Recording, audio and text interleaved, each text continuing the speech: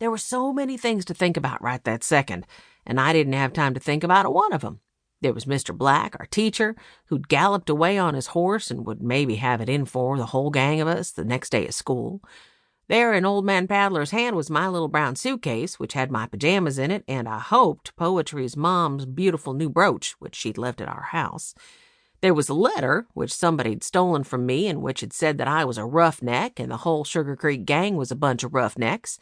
And there was the wrestling fight we'd been having with old John Till, whose leg I was still holding on to. So I didn't have time to think about much of anything. Also, I knew we probably ought to get going with Old Man Paddler to Poetry's house, where all our parents were waiting for us and wondering what on earth had happened to us. Right that minute, John Till started squirming and kicking, or rather trying to, and twisting and grunting and swearing and calling us names. His voice was pretty muffled because he was down on his stomach and his face was probably mixed up in snow. The gang was grunting too, I tell you. Circus must have felt as I did about what Old Man Paddler would maybe think we were doing and shouldn't have been, because he said to the old man from between his gritted teeth, "He's been stealing my dad's fur from his tribes, and we caught him at it. He was skinning a possum which he took out of a trap on Bumblebee Hill." Poetry piped up, "He stole my mother's beautiful new brooch."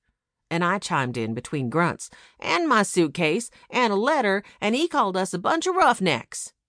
John Till let out a roar, made a mighty heave of his body, shoved out his arms, and tried to push us all off.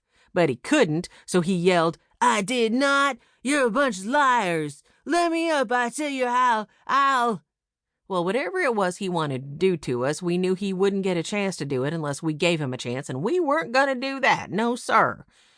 Big Jim, who was sprawled across John Till's shoulders, holding him down with all his strength, cut in then and said fiercely, "John Till, we're not letting you up, understand? We're going to tie your hands behind you, and you're going to walk along with us until we get to Poetry's house. Then we're taking you in somebody's car to town and back to jail."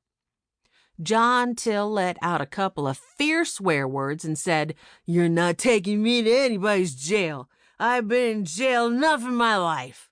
"You are going to jail," Big Jim said to him through his teeth. "We caught you stealing out of Circus's dad's traps, and that's where you're going." Well, I don't know what we would have done with John Till if Old Man Paddler's kind voice hadn't broken in then and said, "Listen, boys, listen." For a minute, everything was quiet, and I had a feeling that the old man was going to say something very important. He was sort of like my dad, always saying things that were different. Since he was a good Christian and lived like one all the time, I knew he would maybe say something about the Bible. And sure enough, he did.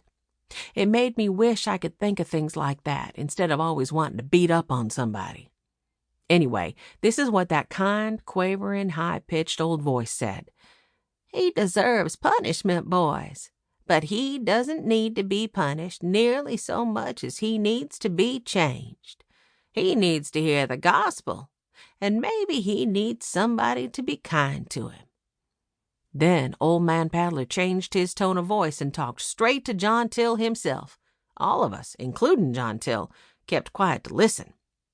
This is what that old man said, and wow, did he say it like he meant business, even though he used a kind voice. "John Till, you are out on parole. If I hadn't believed you'd go straight, I wouldn't have let them parole you to me. But I did believe it, and—" Even while Old Man Paddler was talking turkey to John Till, who had to listen whether he wanted to or not, I thought about what a kind person that old man really was. Imagine his going to the jail or the judge or wherever he'd gone and asking them to let John Till out and to parole him over to him. It certainly showed that Old Man Paddler wasn't always thinking about himself. Right then he was telling John Till things that maybe his own dad should have told him a long time ago, so he wouldn't have grown up to be such a wicked man. Old Man Paddler was saying, "For the sake of your wife and your two boys, Bob and Tom, and for your own sake, John, you've got to go straight this time.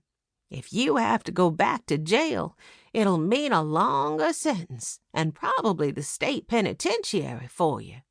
Then who'll look after your family? Who'll buy the groceries and clothes and shoes? No, John, now's the time to go straight. You don't have to steal to get money either.